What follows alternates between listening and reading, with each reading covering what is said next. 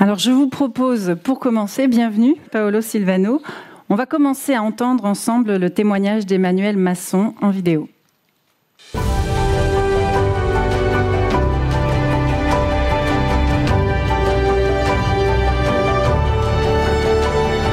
Clinea est une filiale du groupe Orpea. Clinea est en charge de la partie sanitaire du groupe. Clinea s'occupe de la prise en charge des patients qui sont avec une dépendance temporaire, une dépendance évolutive ou une dépendance permanente. Orpea est un groupe qui aujourd'hui est présent dans plus de 23 pays. Dans l'ensemble de ces métiers, nous avons aujourd'hui en France plus de 370 établissements qui représentent les maisons de retraite, les cliniques, donc de soins de suite, de psychiatrie, mais aussi les résidences-services ainsi que le soin à domicile.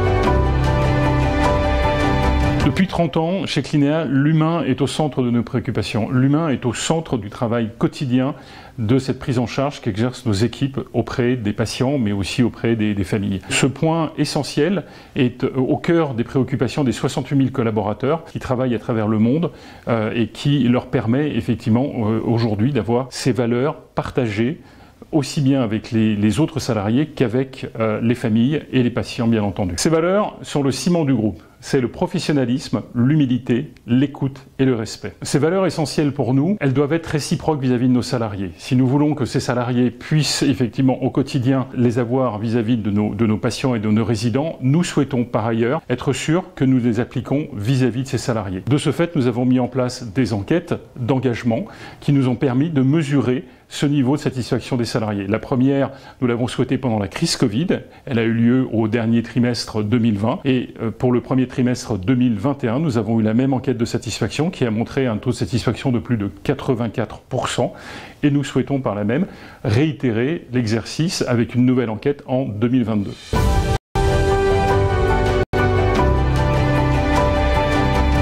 Au même titre que nous souhaitons avoir une prise en charge personnalisée pour nos résidents et nos patients, nous souhaitons aussi qu'il y ait des plans d'action adaptés à chacun de nos salariés afin effectivement de coller au plus près à leurs besoins. À l'identique, à travers les différents pays où nous sommes présents, nous souhaitons aussi adapter ces accompagnements en fonction des cultures, des pays, des parcours professionnels qui sont à chacun. Dans cette volonté d'accompagner les salariés dans leur bien-être, le groupe a souhaité en début d'année 2021 créer une direction RSE et Wellbeing afin effectivement d'être au plus près de leurs préoccupations et de pouvoir y répondre au quotidien. Ainsi, au sein de nos établissements, nous avons souhaité avoir une politique QVT dédiée et personnalisée qui permet effectivement au plus proche des salariés d'avoir une volonté de les accompagner dans leur bien-être. Enfin, Clinea et Orpea, depuis 30 ans, sont très attachés à la construction et à la qualité de la construction dans immeubles. Cette qualité passe par l'adaptation des projets médicaux, mais aussi à tenir compte des contraintes, des conditions de travail des salariés pour être sûr qu'elles soient le plus possible adaptées à leurs attentes aujourd'hui, avec des salles de repos, avec des espaces dédiés aussi à une adaptation culturelle, afin que aussi bien les salariés que les résidents se sentent chez eux.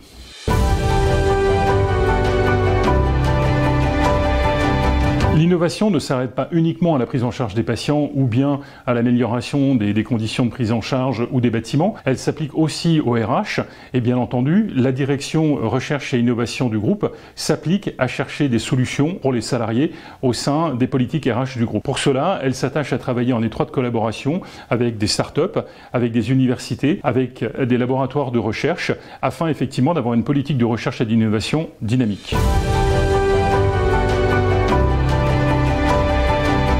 Depuis toujours, le groupe Orpea s'est attaché à proposer un parcours évolutif, mais aussi un parcours concret pour l'ensemble de nos collaborateurs, quelle que soit leur spécialité. Au sein du groupe, nous avons souhaité les accompagner, personnaliser leur évolution, quelles que soient effectivement les spécialités, et aussi les établissements, mais aussi les pays dans lesquels ils sont, puisque l'offre que nous avons aujourd'hui dans les 23 pays où nous sommes, allant de la Chine jusqu'à l'Amérique latine, permet aussi d'avoir une vision internationale. Ce parcours, il s'accompagne au travers de formations adaptées, mais aussi de formations diplômantes qui permettent à chacun de choisir son parcours et son évolution au sein du groupe. Cette politique s'appuie sur une promotion interne et sur cette capacité d'évolution pour l'ensemble de nos salariés.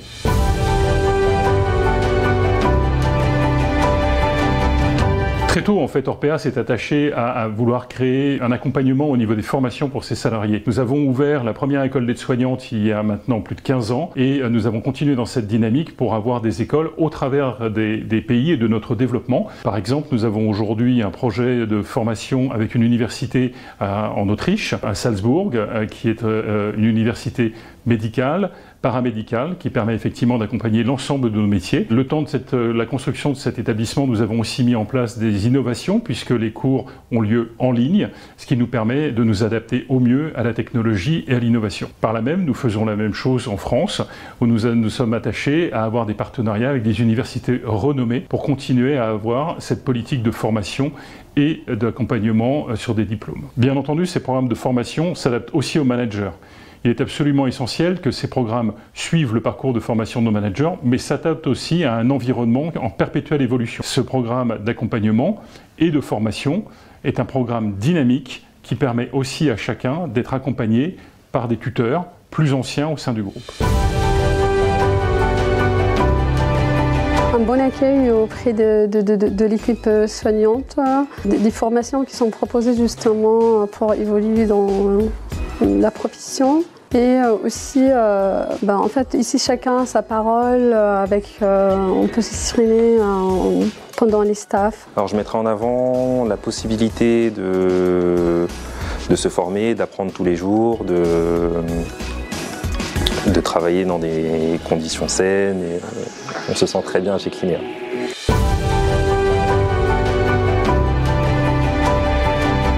Notre richesse, ce sont d'abord les valeurs portées par nos salariés. Nous avons su par le passé les faire grandir, nous avons su aussi faire face à un certain nombre d'enjeux. Les enjeux sont aussi importants dans le futur, mais nous sommes aujourd'hui conscients et organisés afin de faire face à ces nouveaux enjeux.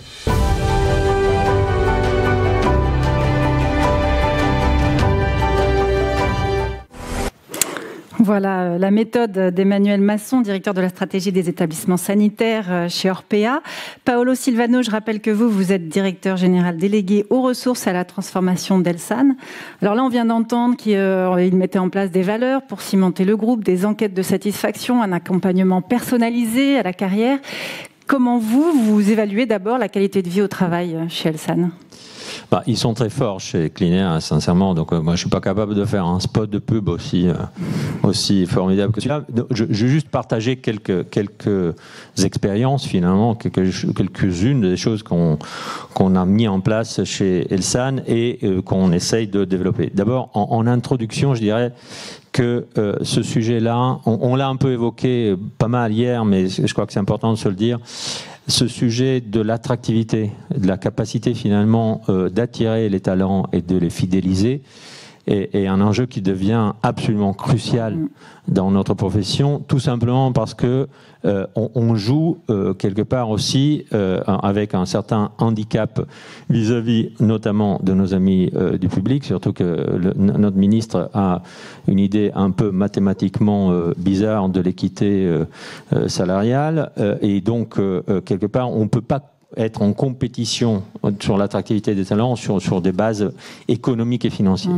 Donc il nous faut des éléments, il faut finalement que les gens viennent chez nous pour des raisons autres et donc la capacité de les faire sentir bien chez nous.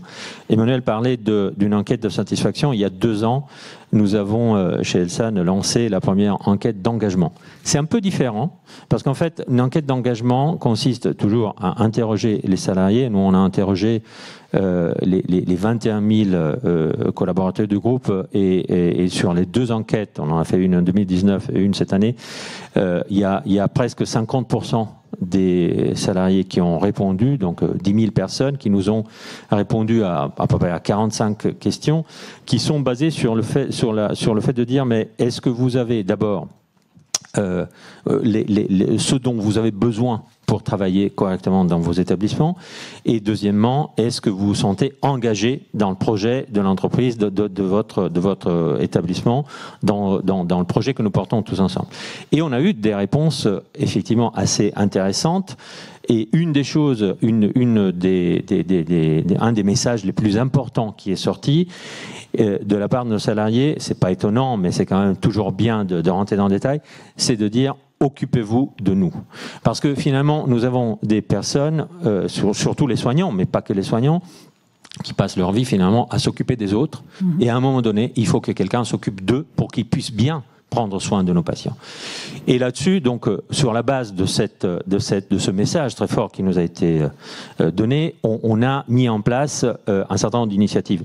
Un bon nombre d'initiatives, Emmanuel parlait de plans d'action au niveau local, mais aussi 2-3 initiatives au niveau du groupe, que je vais partager avec vous, qui nous semblent, nous, être un peu la marque de fabrique d'Elsan, et ce qui nous rend un peu différents des autres. D'abord, on a lancé un concept sous l'impulsion de notre président, directeur général Thierry Chiche, qui a vécu ça dans d'autres secteurs et qui nous a proposé de transposer ça chez nous. Un mécanisme que nous, en initiative que nous appelons Proximelsan, qui consiste tout simplement dans le fait que dans un service, avant de commencer la journée, le manager du service réunit son équipe devant un tableau blanc et on traite en quelques minutes toute une série de questions très concrètes du quotidien. Les plaintes des patients, les congratulations des patients, les choses qui ne se sont pas passées comme elles auraient dû, les irritants du quotidien, quelque part. Et l'équipe est responsabilisée pour prendre chacun un point et dire, ben voilà, j'en fais mon affaire et demain, quand je reviens, je vais vous dire ce que j'ai fait pour améliorer notre quotidien d'équipe. Ça, c'est extrêmement puissant. On est en train de le développer un peu dans tous les établissements du groupe. Ça prendra du temps parce que c'est une méthodologie, mais c'est quelque chose qui est très, très bien ressenti. Deuxième initiative, la formation de nos managers de première ligne. Nous avons à peu près 1 millier de, on va dire, managers de premier niveau, hein, donc les responsables d'unités de soins, les responsables de blocs, etc., sont les gens qui aujourd'hui représentent l'entreprise face aux équipes de terrain. Et ces managers-là, souvent, deviennent managers un peu par la force des choses et n'ont pas nécessairement reçu une formation à comment je gère une équipe, comment je gère un conflit, tous les soft skills, si vous voulez, qui servent à un manager pour entraîner son équipe et la mettre dans une dynamique positive. Donc on a commencé un programme pour ces 1000 personnes, d'abord d'auto-évaluation, donc où ils en sont sur une échelle de référentiel que nous voudrions les amener à maîtriser, et ensuite des formations personnalisées pour chacun d'eux et d'elles, pour qu'ils se sentent à l'aise avec leur rôle de manager. Et troisièmement, très important aussi, la mise en place d'un outil de prévention et de suivi des accidents du travail, parce que malheureusement, dans notre métier, nos métiers sont assez accidentogènes, et dans ce message de dire on a besoin qu'on s'occupe de nous, il faut qu'on se soucie du bien-être, mais aussi de la prévention et de la capacité de bien-être physique aussi, et non seulement mental, de nos collaborateurs. Et donc, la mise en place de tout un système pour pouvoir analyser les accidents du travail et faire en sorte qu'ils ne se reproduisent plus. Et vous voyez déjà aujourd'hui les résultats de toutes ces mises en place ? Certainement, là où ces mécanismes se mettent en place, il y a une dynamique qui se crée, et certainement on a des retours assez positifs sur la formation. Par exemple, les managers qui ont pu, aujourd'hui il y a à peu près plus de 200 managers qui ont déjà rempli complété leur auto-évaluation, ils nous disent comment finalement ils se rendaient même pas compte de comment ils avaient besoin de ça. Sur les autres sujets, bon voilà, le temps fera son œuvre, mais certainement il y a une dynamique positive qui se met en place. Alors ça, c'est pour les salariés qui sont déjà là. Et qu'est-ce que vous faites pour recruter de nouveaux candidats ? Alors sur ce point-là, on a effectivement on a beaucoup réfléchi cette année à toutes les initiatives un peu innovantes, un peu nouvelles qu'on aurait pu mettre en place pour attirer des nouveaux candidats. J'en citerai vraiment quelques-unes parmi les très nombreuses. On a commencé, avant les vacances, à proposer dans beaucoup de cliniques, des journées de job dating. job dating qui n'est pas du tout un speed dating, au contraire, c'est très slow dating parce qu'en fait, ça consiste à bloquer une journée de la direction, de la directrice de soins, des directeurs des ressources humaines, dans lequel on invite les personnes qui pourraient se porter candidats à venir travailler chez nous pour leur montrer concrètement l'établissement, les services, comment ça se passe concrètement dans l'établissement, les écouter, répondre à toutes leurs questions, les mettre un peu en situation, leur faire parler avec des gens qui nous ont rejoints récemment, donc de partager une expérience de nouveaux embauchés dans l'établissement. Et ça, c'est extrêmement efficace. C'est très, très différent par rapport à un processus de recruting classique. Une deuxième chose très belle qu'on a faite, alors ça, c'est un peu plus long terme, mais on a lancé, là aussi au mois de juillet, un clap tour. Donc sur la base de cette idée que nos soignants ont été applaudis pendant la période de la crise, on a envoyé dans à peu près 25 cliniques de groupe Elsan un bus Elsan avec une troupe un peu de cinéastes, de vidéastes qui sont garés devant la clinique et ont invité les salariés de l'établissement, notamment les soignants, notamment les jeunes, à venir témoigner de leur quotidien. Tout ça, évidemment, en live, en streaming sur les réseaux sociaux, parce qu'aujourd'hui, pour toucher les futurs candidats, il faut utiliser les médias qu'ils utilisent. Et ces personnes ont partagé avec nous leur quotidien, leur joie, leurs angoisses, toutes les raisons finalement pour lesquelles c'est intéressant de venir rejoindre l'équipe. Et ça a été extrêmement intéressant. Ça a généré quand même 200-300 candidatures, pas toutes nécessairement pertinentes, mais aujourd'hui, si on ne crée pas le buzz, on ne peut pas être vraiment dans le vif du sujet, en fait. J'ai une remarque très intéressante. Écoutez bien, au-delà des mots, concrètement, pour la qualité de vie au travail, qu'est-ce qui est mis en place ? Nombre de résidents par salarié, temps de prise en charge des patients adaptés pour les soignants, attractivité des salaires compte tenu de la difficulté du travail, temps de repos contractuel, indicateurs de performance humain et pas seulement quantitatifs, afin d'éviter des burn-out qui coûtent aux soignants concernés, mais aussi à la société et à la sécurité sociale. Faisons grandir les directeurs et les RH et pas seulement les collaborateurs. Complètement. C'est vrai que c'est toute une chaîne qui doit se mettre en place. Tous ces éléments-là sont extrêmement importants. Nous avons, ça serait trop long à détailler, mais nous avons beaucoup d'indicateurs aujourd'hui chez nous. La question est qu'on est en quelque sorte dans une conviction que l'efficience, la capacité finalement d'utiliser correctement les ressources financières, mais surtout humaines de l'entreprise, n'est pas ennemie de la qualité de vie au travail. Au contraire, si les personnes sont dotées des outils les plus modernes, s'ils peuvent passer du temps non pas à faire de l'administratif, mais à se mettre à côté de leurs patients, parce que toute la partie administrative est complètement digitalisée et comment dire, rendue beaucoup plus fluide par ce que nous mettons en place, ça certainement, ça contribue à ces aspects-là, en fait. Merci beaucoup, Emmanuel Masson. Paolo Silvano. C'est toujours moi. Excusez-moi. Merci beaucoup.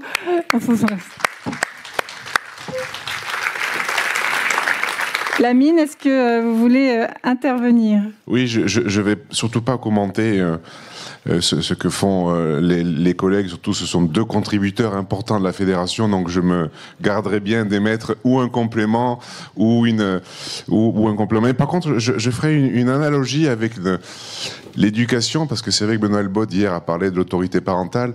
Une analogie avec nos enfants. C'est-à-dire quand ils sont mineurs.